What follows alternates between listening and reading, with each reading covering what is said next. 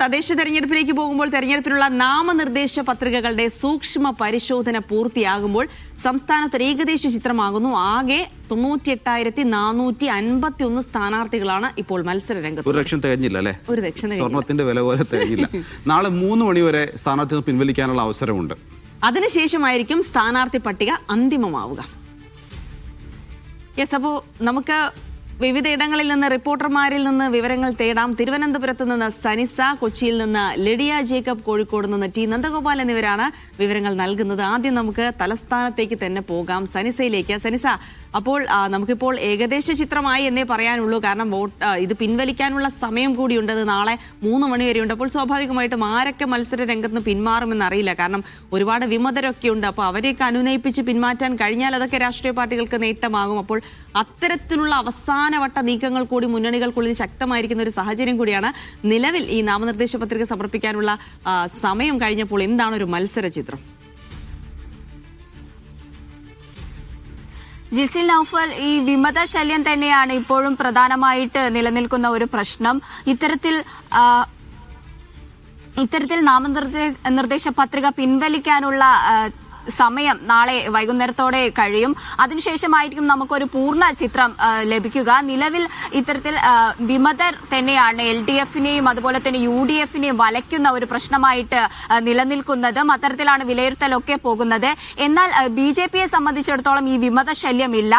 LDFലും UDFലുമാണ് ഇത്തരത്തിൽ വിമത ശല്യം നിലനിൽക്കുന്നത്. അതുകൊണ്ട് തന്നെ LDFലും UDFലും ഈ വിമതരെ അനുനയിപ്പിക്കാനും പത്രിക പിൻവലിപ്പിക്കാനുമുള്ള ശ്രമങ്ങളൊക്കെ നടന്നുകൊണ്ടിരിക്കുകയാണ്. ഇതിൽ LDFനെ സംബന്ധിച്ചിടത്തോളം ഉള്ളൂരിൽ മത്സരിക്കുന്ന കെ ശ്രീകണ്ഠനാണ് CPMന്റെ ഭാരവാഹിയായിരുന്നു. അത്തരത്തിൽ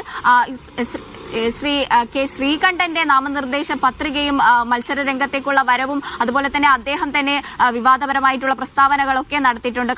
കടകംപള്ളി സുരേന്ദ്രൻ അടക്കമുള്ളവരുടെ അദ്ദേഹത്തോടുള്ള വിയോജിപ്പാണ്, പ്രശ്നങ്ങളാണ് അദ്ദേഹത്തിന് സ്ഥാനാർത്ഥിത്വം നൽകാത്തത് എന്നതടക്കം അദ്ദേഹം മാധ്യമങ്ങളോടക്കം പറഞ്ഞിട്ടുണ്ട്. അത്തരം തെരഞ്ഞെടുപ്പിന് സ്ഥാനാർത്ഥിത്വത്തിന് മുൻപേ തന്നെ അതൊരു വിവാദത്തിലേക്കൊക്കെ കടന്നിരുന്നു. അതുപോലെ തന്നെ UDFലും സമാനമായി പ്രശ്നങ്ങൾ നിലനിൽക്കുന്നുണ്ട്. ചെമ്പൈന്തി വാർഡിലും വായക്കോട്ട് കോണം വാർഡിലും ഒക്കെ CPMൽ ഇത്തരത്തിൽ CPM ഭാരവാഹികൾ തന്നെ വിമതരായിട്ട് തുടരുന്ന ഒരു സാഹചര്യമാണ്.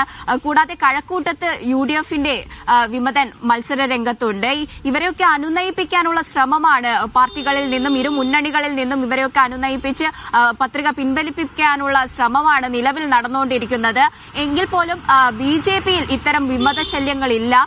ആരും തന്നെ BJP ഭാരവാഹികൾ ആരും തന്നെ അവരുടെ സ്ഥാനാർത്ഥികൾക്കെതിരെ മത്സരിക്കുന്നില്ല എന്നതാണ് നിലവിൽ BJPക്ക് ചെറിയൊരു ആശ്വാസം എന്ന് പറയാൻ കഴിയുന്നത്. പക്ഷേ എന്നാൽ പോലും ഈ BJP സ്ഥാനാർത്ഥികളെ നിശ്ചയിച്ചതിൽ പാർട്ടിക്കുള്ളിൽ തന്നെ എതിർപ്പുകൾ ഇപ്പോഴും നിലനിൽക്കുന്നുണ്ട്. ആഭ്യന്തര കലഹങ്ങൾ ഇപ്പോഴും നിലനിൽക്കുന്നുണ്ട്.